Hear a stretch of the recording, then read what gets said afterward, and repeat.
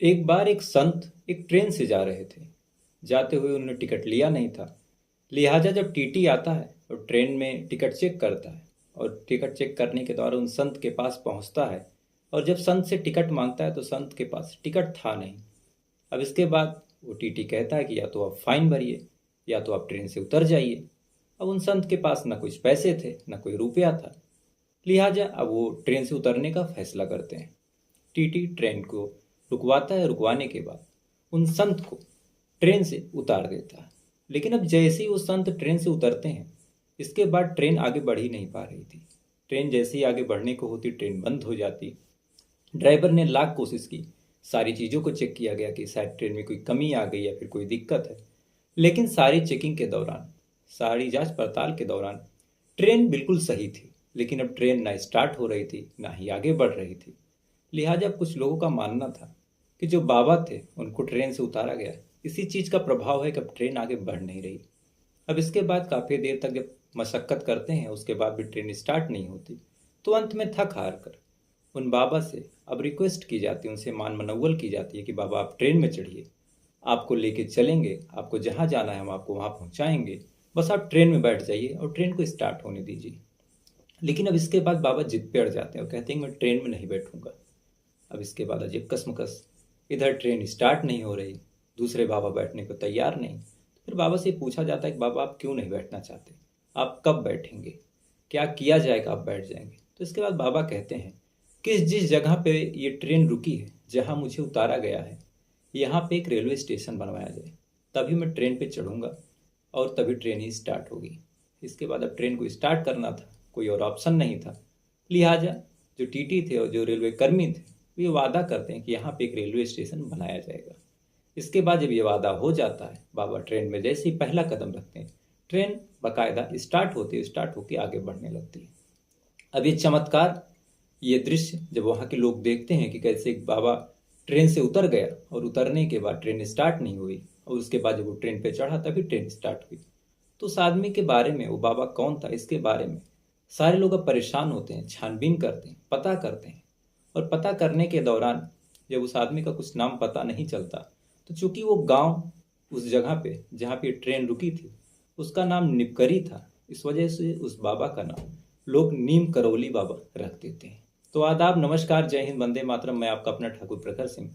आज मैं जिस कहानी के साथ, जिस दिव्य पुरुष की कहानी के साथ हाजिर हुआ हूँ, इस पूरी कहानी को सुनाने का सबसे बड़ा उद्देश्य यही है कि इस कहानी को, इन दिव्य बाबा को न केवल भारत के लोग फॉलो करते हैं बल्कि अमेरिका के, यूएस के जो बड़ी बड़ी कंपनियां हैं, मल्टीनेशनल कंपनी है, चाहे फेसबुक हो चाहे एप्पल हो, उनमें काम करने वाले वर्कर को तो छोड़िए, जो उनके फाउंडर हैं, जो उनके मालिक हैं, चाहे मार्क जुगरबर्ग हों, चाहे स्टीव जॉब हों, या फिर हॉलीवुड की कई ऐसी हीरोइंस हैं जिन्होंने बाबा के धाम पे आने के बाद वहाँ वक्त गुजारा और आज भी अपने आप को बाबा का भक्त मानते हैं। तो अब सीधा चलते हैं आज की इस कहानी के ऊपर। लेकिन कहानी शुरू करूं उससे पहले आपसे एक छोटा सा अनुरोध, छोटा सा निवेदन कि अगर आप हमारे चैनल पे नए हैं, हमारे वीडियो पे नए हैं, तो वीडियो को एक लाइक कर लीजिएगा, चैनल को सब्सक्राइब कर लीजिएगा। और अगर आप नीम करौली बाबा को मानते हैं, इनके बारे में कुछ चमत्कार जानते हैं, तो आप कमेंट करके मुझे बताइएगा। हो सकता है मुझसे कुछ गलती हुई हो, क्योंकि आज जिस शख्सियत के बारे में बताने जा रहा हूँ उनकी शख्सियत इतनी बड़ी है, उनकी कदकाठी इतनी बड़ी है कि शायद मेरे या किसी यूट्यूबर की वीडियो में इतनी क्षमता नहीं कि उनकी कदकाठी को अपने 30 मिनट के या 40 मिनट की वीडियो में रिकॉर्ड कर सकूं। तो इस कहानी की शुरुआत होती है, इससे पहले कि उनके बारे में आपको कुछ बताऊं, सबसे पहले ये बताना चाहिए कि वो इतनी सुर्खियों में कैसे है। क्योंकि जब तक आप इस बात को नहीं जानेंगे आपको कुछ समझ में नहीं आएगा कि उनकी शख्सियत थी कैसे। दरअसल जब नरेंद्र मोदी हमारे देश के प्रधानमंत्री बनते हैं और प्रधानमंत्री बनने के बाद सबसे पहले उन्होंने मेक इन इंडिया का नारा दिया। और इसी नारे के दौरान अब वो देश विदेशों में घूम घूम के जितनी भी कंपनियां थी उनके हेडक्वार्टर जाते, उनके फाउंडर से बात करते, उनसे सलाह मशवरा करते कि कैसे आपने अपनी कंपनी को खड़ा किया, कैसे आगे बढ़ी आपकी कंपनी। तो इसी क्रम में एक बार वो फेसबुक के हेडक्वार्टर जाते हैं और मार्क जुकर से मिलने पहुंचते हैं। अब जाहिर सी बात है कि नरेंद्र मोदी, एक देश के प्रधानमंत्री, किसी कंपनी के हेडक्वार्टर पे जाएंगे तो जो मीडिया है वो सबसे पहले वहाँ पहुँचेगी और पहुँचने के बाद उस पूरी जगह को कैप्चर करेगी, जो भी बातें होंगी उनको रिकॉर्ड करेगी। तो इसी क्रम में जब नरेंद्र मोदी मार्क जुकरबर्ग से पूछते हैं कि आपकी सक्सेस का राज क्या है, आप आगे कैसे बढ़े। अब मोदी जी पूछ रहे हैं, चारों तरफ मीडिया अपना माइक लगाए और जाहिर सी बात है कई माइक मोदी के कॉलर पे लगे थे, मोदी जी के कई मार जो माइक थे वो जुकरबर्ग के कॉलर पे लगे थे।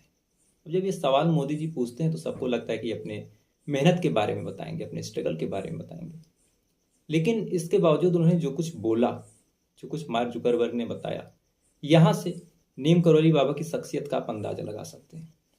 जब मोदी जी ये सवाल पूछते हैं तो on the record mark Zuckerberg कहते हैं कि एक बार जब उनकी फेसबुक कंपनी जो है वो नीलाम हो रही थी, टूट चुकी थी, लाख मशक्कत कर रहे थे मार्क जुकरबर्ग, फिर भी कोई तरक्की नहीं हो रही थी, तब वो अपने जो गुरु हैं, जिनको अपना मेंटर मानते हैं, स्टीव जॉब, ये उनके पास जाते हैं और कहते हैं कि इतनी मेहनत कर रहा हूँ, इतनी मशक्कत कर रहा हूँ, मेरी कंपनी आगे नहीं बढ़ रही। तब इसके बाद स्टीव जॉब उन्हें कहते हैं कि अगर तुमको आगे बढ़ानी है अपनी कंपनी, तो तुम्हें इंडिया जाना होगा, और इंडिया में एक मंदिर है कैंची धाम, वहाँ जाना होगा, वहाँ पे जाओ, कुछ वक्त गुजारो, तुम्हारी कंपनी चल पड़ेगी।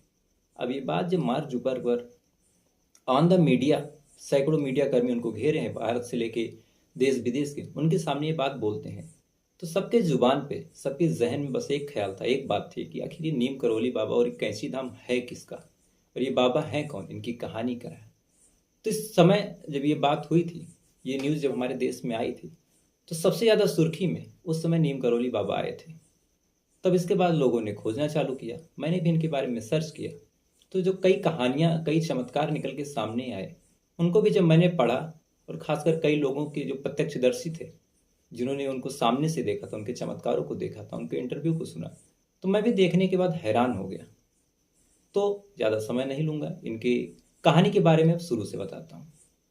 दरअसल नीम करोली बाबा का जन्म साल 1900 में, 1900 में, एक उत्तर प्रदेश में एक ज़िला है फर्रुखाबाद, और वहीं पे एक गांव है अकबरपुर, वहाँ पे साल 1900 में इनका जन्म होता है। जन्म के समय इनके माँ बाप इनका नाम लक्ष्मी नारायण शर्मा रखते हैं, और उस समय बाल विवाह ये सारी चीज़ें बड़ी चरम पे थी। तो जैसे ही 11 साल के लक्ष्मी नारायण शर्मा होते हैं, 1911 में इनकी शादी हो जाती है। अब शादी के बावजूद जैसे इनकी शादी होती है, तो आमतौर पे जो साधारण इंसान होगा, शादी के बाद अपने गृहस्थ जीवन में खुशहाल रहेगा, कम से कम कुछ सालों तक तो उसी में बिजी रहेगा। लेकिन जैसे ही शादी के कुछ महीने बीतते हैं, जो लक्ष्मी नारायण शर्मा थे, अब इनके अंदर वैराग्य उत्पन्न होता है।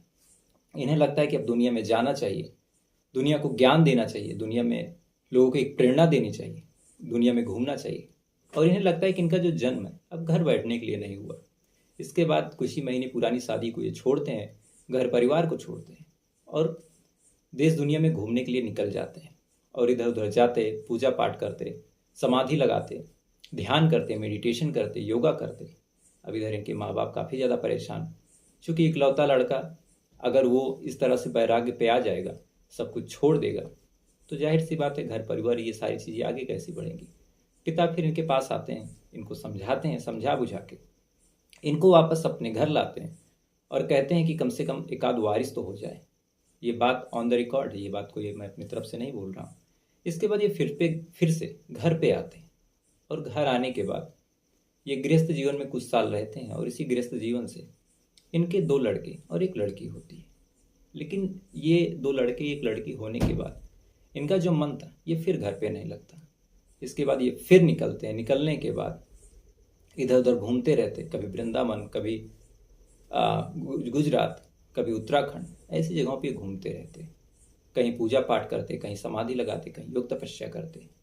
लेकिन इनका जो पहला चमत्कार था, जो सुर्खियों में आया था, जो मैंने आपको शुरुआत में बताया कि एक बार एक ट्रेन से ये जा रहे थे, और ट्रेन से जाने के दौरान जब इनसे टिकट मांगा गया, इनके पास टिकट नहीं थी, अंग्रेजों का ज़माना था, उस समय इतनी डेमोक्रेसी, इतना लोकतंत्र था नहीं कि रेलवे स्टेशन पे ही ट्रेन रुकेगी। तब कई चीज़ें थी, सरकार भी अपनी मनमानी करती थी, जो उन्हें पसंद नहीं आता था उन्हें उतार देती थी, जहाँ चाहती थी ट्रेन रोक देती थी। तो उसी क्रम में जब इनके पास टिकट नहीं था, वो जो अंग्रेज अफसर था, जो टीटी था, इनको बीच रास्ते में ट्रेन से उतारता है। उतारने के बाद कहता है कि बिना टिकट के आप लोग यात्रा मत किया कीजिए। जाहिर सी बात है, अंग्रेज था तो हम हिंदुस्तानियों से किस तरह की भाषा में बात किया होगा, लेकिन अब उस तरह की भाषा मैं उनके लिए तो आपके सामने इस्तेमाल नहीं कर सकता, करना भी नहीं चाहिए किसी सिद्ध पुरुष के बारे में। तो जब इनको ट्रेन से उतारा जाता है, उसके बाद जब ट्रेन स्टार्ट नहीं होती और जो रेलवे स्टेशन की मांग करते हैं और ट्रेन उसके बाद जब स्टार्ट होती है और रेलवे स्टेशन जब बनाया जाता है तो आसपास के लोगों ने इनका यहाँ पे एक मंदिर बना दिया और इसी मंदिर का नाम बाद में नीम करोली मंदिर पड़ा और यहीं से इनका नाम नीम करोली बाबा हो गया। अब इसके बाद यहाँ से वो चले जाते हैं। कुछ दिन ये गुजरात में रहते हैं। गुजरात में भी इनका एक दूसरा नाम पड़ता है। कई जगह पे इनका नाम हार्डी वाले बाबा पड़ता है, कई जगह पे इनका नाम तपेलिया बाबा पड़ता है। कुछ दिन ये वृंदावन रहते हैं, यहाँ पे इनका नाम जादूगर बाबा पड़ता है। इसके बाद जो मेन कहानी इनकी सुर्खियों में है, और मेरा प्रयास ये है कि उन्हीं कहानियों को आपको बताऊं जो कहानियां आप नहीं सुने हैं। जो मेन कहानी इनकी सुर्खियों में है कि एक बार 1940 में उत्तराखंड में हिमालय की पहाड़ियों से नैनीताल से लगभग 20 किलोमीटर दूर एक गांव में एक पूरन नाम का आदमी अपने जानवरों को चरा रहा था। तभी सड़क किनारे बैठा एक साधु ने आवाज़ देता है। आवाज़ देने के बाद कहता, पूरन यहाँ आओ। अभी बात जब पूरन सुनता है तो सुनने के बाद पूरन की तो हवा खराब हो जाती है। ये किस तरह का बाबा है जिसको मैं नहीं जानता हूँ, ये मेरे नाम से मुझे पुकार रहा है। उसके बाद वो दौड़ के उन बाबा के पास जाता है। बाबा से पूछता है कि बाबा आप मुझे कैसे जानते हैं। तो बाबा उन्हें कहते हैं कि मैं तो बेटा तुम्हें बचपन से जानता हूँ, और बचपन भी कहना गलत होगा, कई जन्मों से जानता हूँ, और मुझे भूख लगी है तो क्या तुम मुझे खाना खिलाओगे। अब ये बात जब पूरन सुनता है, पूरन हक्का बक्का रह जाता है। पूरन घबरा के अपने घर आता है, अपनी माँ को ये सारी बात बताता है। माँ भी स्तब्ध हो जाती है, परेशान हो जाती है, और घर में चूंकि दाल रोटी बनी थी तो वही रूखा सूखा लेके बाबा के पास जाते हैं। और जाते हुए बाबा ने पूरन से कहा था कि जब लौटने लगना तो गांव के कुछ लोगों को लेके आना। इसके बाद वो दाल रोटी लेके जाते हैं और बाकी गांव वालों को कहते हैं कि एक बाबा आए हैं जो मुझे बचपन से जानते, कई जन्मों से जानते हैं। अब गांव वाले भी थोड़ा सा चौंकते हैं और भाग के उस जगह पे पहुंचते हैं तो देखते हैं कि बाबा अभी भी वहां पे बैठे हुए हैं। बाबा को दाल रोटी देते हैं, बाबा दाल रोटी खाते हैं। उसके बाद कहते हैं कि तुम लोगों को मैंने इसलिए बुलाया क्योंकि यहाँ पे एक गुफा है और मैं चाहता हूँ कि उस गुफा की फिर से शुद्धिकरण हो, फिर से सफाई हो। अब इसके बाद गांव वाले सुनते हैं तो गांव वालों को थोड़ा अजीब लगता है कि जिस गांव में हम बचपन से रह रहे हैं, जहाँ की गलियों में, जहाँ की पहाड़ियों पे हमारा बचपन बीता, बुढ़ापा आ गया, हमने तो कोई ऐसी चीज़ नहीं देखी। और एक आदमी जो कहीं से आया है वो बता रहा कि यहाँ पे एक गुफा है। लेकिन बाबा ने पहले ही पूरन का नाम बताया था तो पूरन कहता कि ठीक है, चल के बाबा देख लेते हैं। उसके बाद बाबा एक नदी पार करते हैं, एक पहाड़ी पे चढ़ते हैं और एक जगह इशारा करते हुए कहते हैं कि इस झाड़ी को साफ करो, और झाड़ी को साफ करने के बाद यहाँ पे एक पत्थर होगा, उस पत्थर को हटाओ। इसके बाद गांव वाले उस झाड़ी को साफ करते हैं।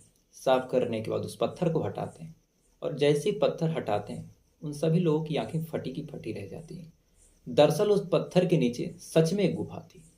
अब गांव वाले इस बात से परेशान थे कि जिस गांव में, जिस जगह पे वो बचपन से रह रहे हैं और उन्हें इस बात की जरा भी भनक नहीं थी कि यहाँ पे एक गुफा है, इस बाबा को जो कि अभी कुछ दूर से आया है, पहली बार आया है, उसे इन सारी बातों का कैसे पता चला। अब चौंके चौंके सारे लोग गुफा के अंदर जाते हैं तो गुफा में जाते ही देखते हैं कि गुफा में एक धुनी, धुनी यानी कि एक अलाव टाइप का होता है, एक यज्ञ टाइप का होता है जो अक्सर साधु लोग जलाए रहते हैं, उसी की राख को प्रसाद में देते हैं। अक्सर ये काम फकीर लोग करते हैं। तो वहाँ पे एक धुनी जमी हुई थी, एक चिमटा रखा हुआ था और एक आसन लगा हुआ था। अब ये बात जब गांव वाले देखते हैं तो इस बाबा की जय जयकार करने लगते हैं, बाबा की जय हो, बाबा की जय हो। लेकिन जैसे ही जय जयकार शुरू होता है वो बाबा इन पूरे गांव वालों को रोकते हैं और रोकने के बाद कहते हैं कि मैं ना कोई बाबा हूँ, ना मैंने कोई चमत्कार किया है। दरअसल ये हनुमान बाबा की, हनुमान जी की स्थली है और मुझे पता था, इसलिए मैंने सोचा कि इस जगह का शुद्धिकरण किया जाए और इस जगह को फिर से अस्तित्व में लाया जाए, फिर से इस यहाँ पे कुछ पूजा पाठ की जाए, क्योंकि हनुमान जी यहाँ पे आके अक्सर रहते हैं और ये सोमवारी बाबा की तपोभूमि है। इसके बाद नदी का पानी लाया जाता है, उस गुफा को फिर से साफ किया जाता है और बाद में यही गुफा चल आगे बढ़ के जब आगे समय बीतता जाता है तो यही गुफा कैंची धाम नाम से फेमस होती है। तो कैंची धाम की कहानी, उस गुफा की कहानी ये थी। अब इस कैंची धाम से जुड़े कई चमत्कार भी हैं। एक बार कहा जाता है कि दिल्ली में जब बाबा नीम करोली बैठे हुए थे तो पाकिस्तान के, बांग्लादेश के उस समय एक ही थे, बाकी देश दुनिया के कुछ लोग आए हुए थे। उन्हीं में से एक आदमी बहुत ज़्यादा परेशान था। बाबा उसे देखते हैं, देखने के बाद कहते हैं कि तुम यहाँ क्या कर रहे हो, तुम अपने देश जाओ, अपने भाई के आने का स्वागत करो और तुम्हारा भाई अब दुनिया पे राज करने वाला है।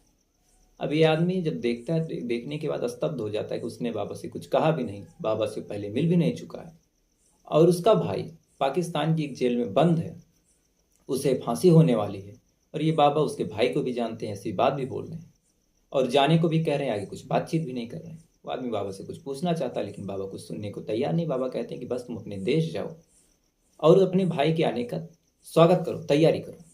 अब इसके बाद वो आदमी परेशान, हैरान, लेकिन बाबा का आदेश था, वहाँ से जाता है। और कुछ सालों बाद वही आदमी इंटरव्यू दे के बताता है कि वो आदमी जो बांग्लादेश के पहले राष्ट्रपति थे, शेख मुजीबुर रहमान, उनका छोटा भाई था। उन जो शेख मुजीबुद्दीन रहमान थे, उनको फांसी की सज़ा हुई थी, लेकिन फिर भारत पाकिस्तान में जंग होती है, बांग्लादेश आज़ाद होता है और आज़ाद होने के बाद इनको ही बांग्लादेश का पहला राष्ट्रपति बनाया जाता है। तो एक चमत्कार जो सबसे ज़्यादा फेमस है, उनमें से एक चमत्कार ये भी है।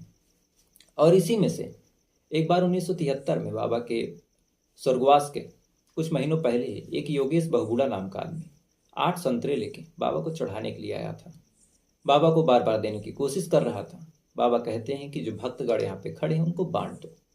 अब जो योगेश था थोड़ा सा संकोचता है, थोड़ा सा झिझकता है, क्योंकि जो संतरे वो लाया था वो 8 थे और जो वहाँ पे लोग खड़े थे वो 18 थे। इसके बाद जब उसको कुछ समझ नहीं आता, फिर भी बाबा का आदेश था, बड़ी ग्लानि के साथ, बड़ी बेइज्जती के साथ एक एक संतरे सबको देता है और उसे लगता है कि 8 लोगों के पास संतरा नहीं बचेगा, मेरी बेइज्जती हो जाएगी। लेकिन जब वो संतरा बांटता रहता है तो 18 के 18 लोगों को बांट देता है और बाबा के लिए एक संतरा बच भी जाता है। यानी वो 8 संतरे उसके हाथ में रखे रखे कब 18 हो गए उसे पता ही नहीं चला। तो आप यहाँ से भी बाबा की शख्सियत का अंदाजा लगा सकते हैं।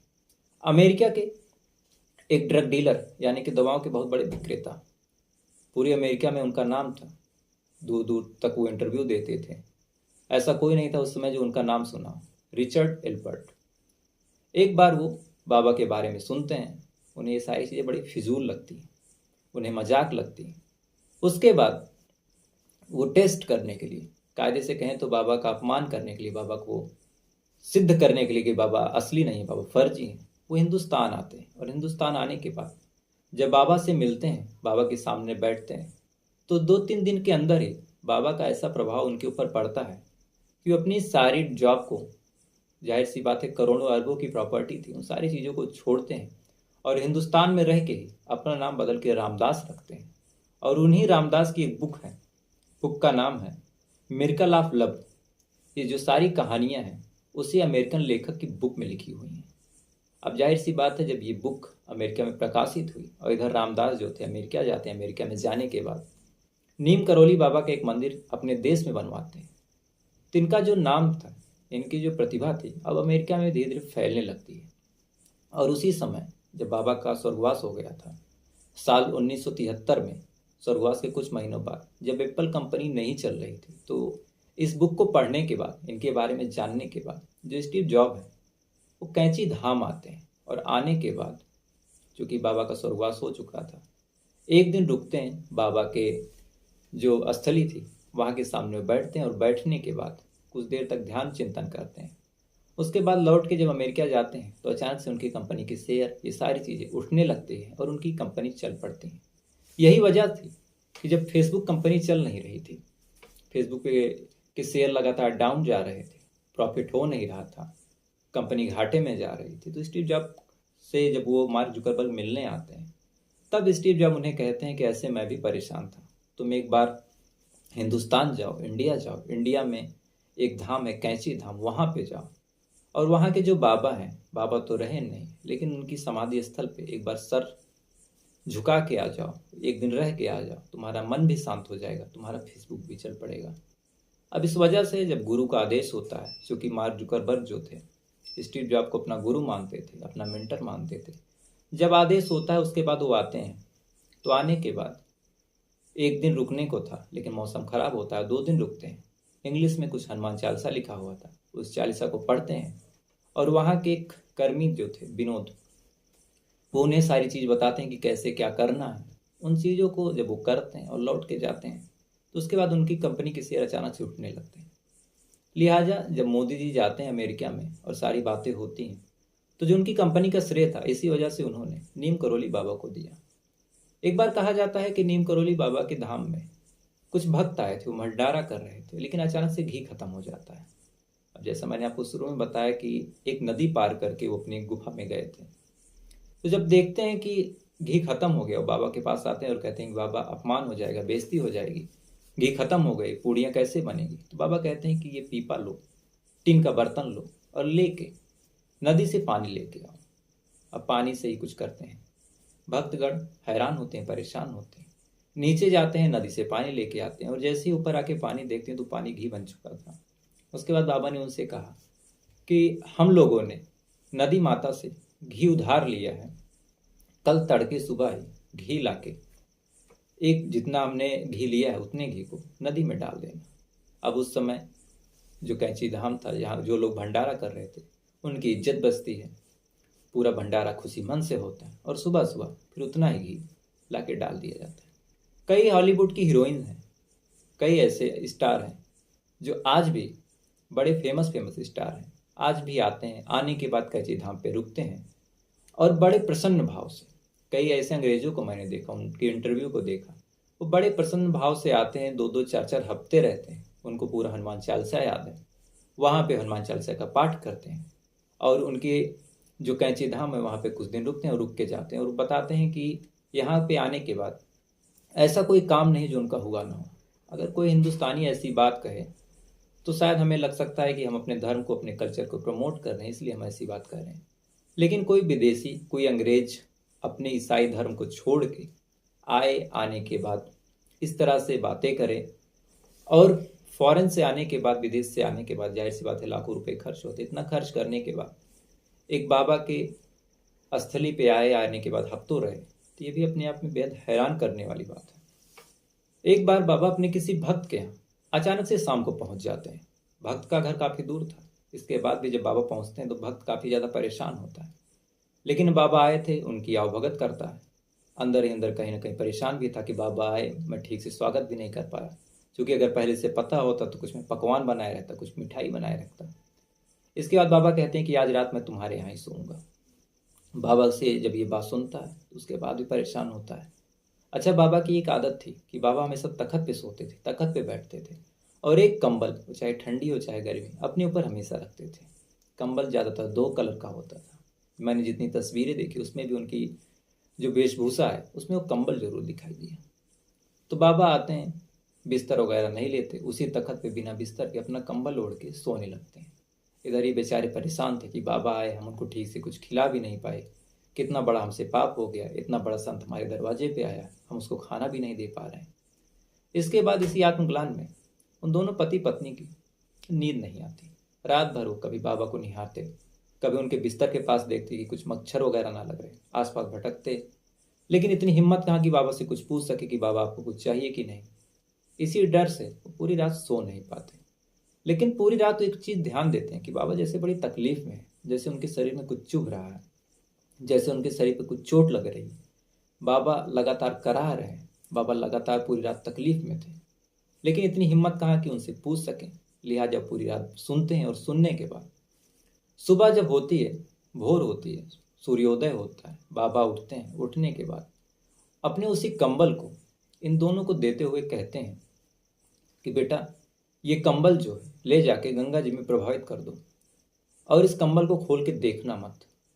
अब ये लोग बड़े हैरान होते हैं कि बाबा रात भर आवाज़ें निकाल रहे थे, अलग अलग तरीके से करा रहे थे, सुबह एक कंबल दे रहे हैं कि इसको खोलना मत। अब बाबा का आदेश था, लोग कंबल लेते हैं पति पत्नी। कंबल जैसे उठाते हैं तो उन्हें लगता है कि कंबल में जैसे कई किलो लोहे की कुछ चीज़ें रखी हुई हैं। कंबल भारी था, फिर भी वो उठाते हैं, उठा के बिना देखे गंगा नदी में फेंक के आते हैं। इसके बाद जब घर आते हैं बाबा कुछ रूखा सूखा खाते हैं, खाने के बाद वहाँ से चले जाते हैं। अब ठीक 1 महीने बाद उनका बेटा आता है, उन दोनों पति पत्नी का। आने के बाद कहता है, जब ये लोग देखते हैं और देखने के बाद काफ़ी ज़्यादा खुश होते हैं, खुश होने के बाद कहते हैं कि बेटा तुम आ गए, हम कितना अच्छा हुआ, कितने इंतजार था तुम्हारे आने का। तो जब ये चीज़ ये दोनों बोलते हैं तो उनका बेटा कहता है कि मैं कैसे आ गया, इस बात का मुझे भी यकीन नहीं। तब इतना सुनने के बाद ये दोनों दंपति, पति पत्नी काफ़ी ज़्यादा परेशान होते हैं। परेशान होने के बाद पूछते हैं कि बेटा क्या हुआ। तब वो लड़का बताता है, उस समय चूँकि हमारा देश आज़ाद नहीं था और जब विश्व युद्ध हो रहा था तो हमारे देश के कुछ सैनिक भी जापान के खिलाफ लड़ रहे थे। तो आदमी बताता है, वो लड़का बताता है कि जब वो अमेरिकन सेना की तरफ से, माफ़ कीजिएगा, अंग्रेजों की तरफ से वो लड़ रहा था, तो उसी दौरान जापान की एक टुकड़ी घेर ली थी और घेरने के दौरान जब ये लोग घिर जाते हैं और उधर से फायरिंग हो रही थी, इधर से भी काउंटर फायरिंग हो रही थी, तो एक एक करके पूरी रात में इनके सारे आदमी मर जाते हैं, अकेला बचता है ये लड़का। और इसे ऐसा लगा जैसे गोली इसकी तरफ आने के बाद अचानक से गिर जा रही, इस तक गोली पहुंच नहीं रही है। पूरी रात ये गोलियों के सामने, गोलियों के बौछार के सामने खड़ा था, फिर भी इसे एक भी गोली छूती नहीं है। कभी बगल से निकल जाती, कभी सामने पहुंचते पहुंचते गिर जाती। और सुबह फिर अंग्रेजों की जो सेना है वो फिर से आक्रमण करती है, जापान की सेना को पीछे करती है और इसकी जान बचती है। अब ये दोनों पति पत्नी सोचते हैं और जब ठीक से तारीख पूछते हैं तो इन्हें याद आता है कि ये वही रात थी जब बाबा नीम करोली इनके घर पे आए थे और गोलियों के सामने ऐसी आवाज़ निकाल रहे थे जैसे सच में उन्हें गोली लग रही हो। इसके बाद वो दोनों बाबा का धन्यवाद करते हैं, फिर से बाबा के धाम पे जाते हैं अपने बेटे को लेके और दोनों सर नवाते हैं। ऐसी कई कहानियां हैं बाबा के बारे में। कभी ये कहा जाता है कि बाबा हनुमान जी के अवतार थे, कभी ये कहा जाता है कि बाबा मन की गति से कहीं भी पहुंच जाते थे, और कई ऐसी चीज़ें थी, कई ऐसे मंत्री थे, कई ऐसे विधायक थे, कई ऐसे राज्यपाल थे जो बाबा के धाम पे अक्सर जाते थे। कई ऐसी फॉरेन की हीरोइंस हैं, कई ऐसे बड़े बड़े एंटरप्रेन्योर हैं जो आज भी कैंची धाम जाते हैं। लेकिन जैसा मैंने आपको शुरू में बताया कि बहुत से लोग कैंची धाम के बारे में नहीं जानते थे, लेकिन जब मार्क जुकरबर्ग ने ऑन द मीडिया ये बात बोली कि उनकी कंपनी का जो श्रेय है वो कैंची धाम को जाता है, बाबा नीम करोली को जाता है, तो उसके बाद बाबा नीम करोली का जो रुतबा था, जो उनकी शख्सियत थी, एक बार सही सही लोगों के सामने आती है। तो बाबा नीम करोली की ज़िंदगी के कई चमत्कार हैं। अगर मैं सुनाने बैठ जाऊंगा तो शायद आज पूरी रात बीत जाएगी, कल का पूरा दिन बीत जाएगा, लेकिन बाबा नीम करोली की ज़िंदगी के चमत्कार कभी ख़त्म नहीं होंगे। क्योंकि 73 साल उनकी ज़िंदगी थी, इन्होंने इस धरती पे बिताया। क्योंकि 11 सितंबर साल 1973 को अचानक से इनकी तबीयत खराब होती है। उसके बाद इन्हें हॉस्पिटल लेके जाया जाता है और हॉस्पिटल में जब जांच की जाती है तो इन्हें डायबिटिक कोमा बताया जाता है कि इन्हें डायबिटिक कोमा है। इसके बाद अचानक से रात को 1:20 पे इनकी जो प्राणवायु है वो रफू चक्कर हो जाती है, शरीर इसको छोड़ के आगे बढ़ जाती है। ऐसी शख्सियत के बारे में ये कहना कि 1973 में इनकी मौत हो गई, शायद इनकी तौहीन होगी। कई शब्द ऐसे हैं जो मैं पा नहीं रहा कि इसी महान शख्सियत के बारे में क्या इस्तेमाल करूं, क्योंकि कई ऐसे बाबा हुए। ज़्यादातर मैं भगवान को तो बहुत अच्छी तरीके से मानता, लेकिन बाबा इन सारी चीज़ों को नहीं मानता। लेकिन अगर साइंस का स्टूडेंट होने के बावजूद एक ऐसा आदमी जो आईटी सेक्टर, जो टेक्नोलॉजी में शायद पूरी दुनिया में टॉप पे है, ऐसी ऐसी चीज़ों को बना रहा है, कभी मेटावर्स बना रहा है, कभी फेसबुक, कभी ऐसी चीज़ कर रहा है, जो ऐसा आदमी जो एप्पल कंपनी को खड़ा कर दिया, ऐसी अभिनेत्री जो हॉलीवुड पे राज कर रही है, या फिर बांग्लादेश के राष्ट्रपति का भाई जो कि जाहिर सी बात एक मुसलमान था। अगर हिंदू, मुस्लिम, सिख, ईसाई ये चारों धर्म के लोग मिलकर किसी एक इंसान की तारीफ कर रहे हैं, कई देशों के लोग तारीफ कर रहे हैं। आज पूरे हिंदुस्तान में 108 इनके मठ हैं, लगभग 20 से 30 मठ इनके अमेरिका, यूएस, इन सारे देशों में। जाहिर सी बात है इस आदमी की शख्सियत, आदमी भी कहना गलत होगा, ऐसे संत की, ऐसे महात्मा की शख्सियत कैसी रही होगी वो आप खुद अंदाज़ा लगा सकते हैं। तो फिलहाल ये रही पूरी कहानी, ऐसा कहना गलत होगा। ये कुछ ऐसी चीज़ें जो बाबा के बारे में शायद आपने इससे पहले नहीं सुनी होगी, कई चीज़ें आपने सुनी भी होंगी। तो कई चमत्कारों में से कुछ चमत्कार जो मैंने आपके सामने रखे, उम्मीद है आपको बाबा की कहानी पसंद आई होगी। और अगर आप रोज़ ऐसी किसी कहानी के साथ मुझसे सुनना चाहते हैं, अगर आपको मेरा कहानी सुनाने का तरीका पसंद आया हो तो प्लीज़ वीडियो को एक लाइक कर लीजिएगा। और अगर डेली सुनने की इच्छुक हैं, अगर आपसे संभव हो सके, आपको पसंद आती हो, तो 8:30 बजे मैं सुनाता हूं, तो आप चैनल को सब्सक्राइब भी कर लीजिएगा। और सबसे बड़ी बात, आज ये कहानी सुनाने का जो मेन उद्देश्य था कि डेली वही क्राइम, वही मर्डर, वही दरिंदगी हमारे देश में, तो सोचा कि यार थोड़ा सा माहौल चेंज भी करें, आपको इस बात का एहसास कराएं कि अभी दुनिया में कई चीज़ें ऐसी हैं जिस पे दुनिया टिकी हुई है, दुनिया में कई चीज़ें ऐसी हैं जो दुनिया में भी अच्छी हैं। तो उम्मीद है आपको इस पूरी कहानी पसंद आई होगी। तो अगर पसंद आई हो तो वीडियो को लाइक कर लीजिएगा, चैनल को सब्सक्राइब कर लीजिएगा। तो अब आपसे कल फिर मुलाकात होगी किसी नई कहानी के साथ। तब तक अच्छे रहिए, खुश रहिए। जय हिंद, वंदे मातरम।